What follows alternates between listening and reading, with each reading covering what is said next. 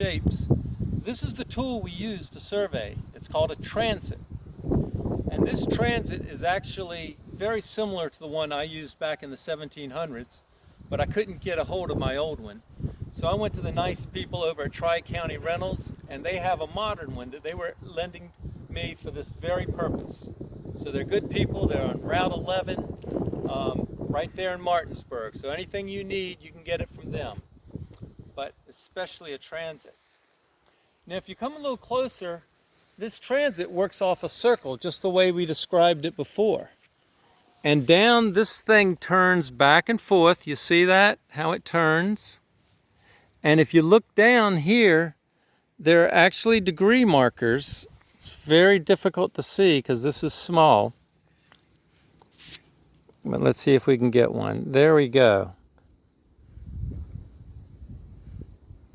Okay, that's a 0 there.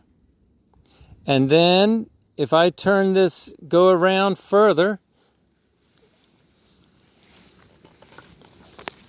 around, bear with me, further around, see the numbers, they're coming up. And then over here is the 90. So that's your right angle.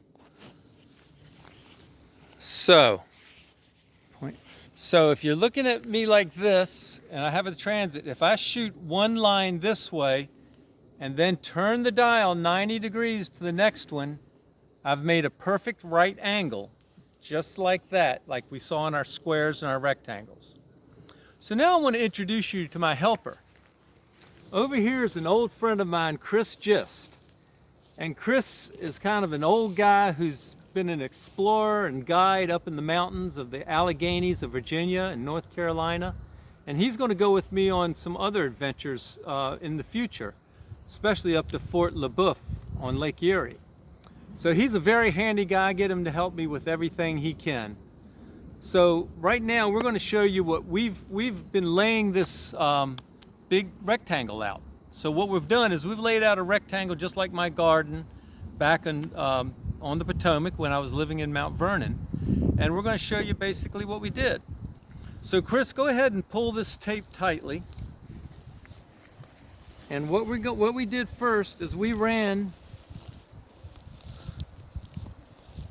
I had him go out and I was looking through the transit, and he went out 50 feet. And what he does is he holds up the rod. And now if you look over here at the transit, you can see what I do is I look through that rod at Chris and I tell him to go that way or that way until that rod is perfectly straight in front of my transit here.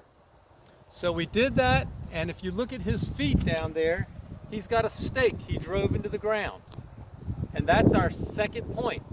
Our first point is right underneath us, and our second point is over there where Chris is now.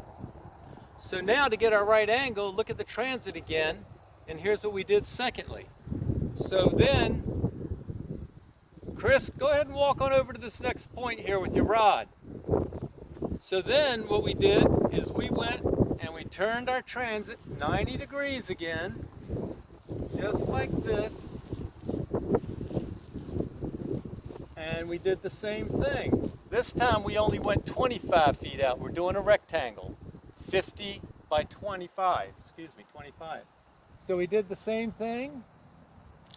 I can see his buttons on his cuffs, on his shirt right now. Marked it. We went left and right to get him just at the right place. And as you can see down there, we've got a second stake. All right, so we've got 3 points and we've got 2 lines, but we don't have our 4th point. So then what I did is I went down and picked up this whole instrument, carried it over to this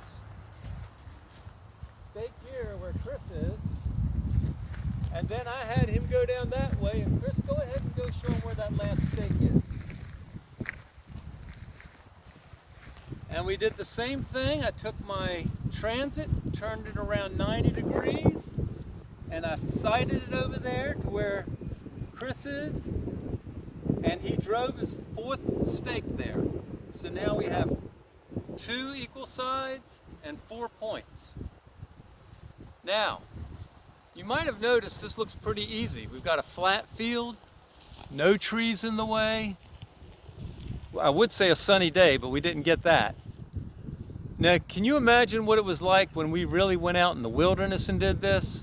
If we were out in the woods, we would actually have to have a big crew with us that were literally chopping down trees just so we could see each other hundreds of feet away.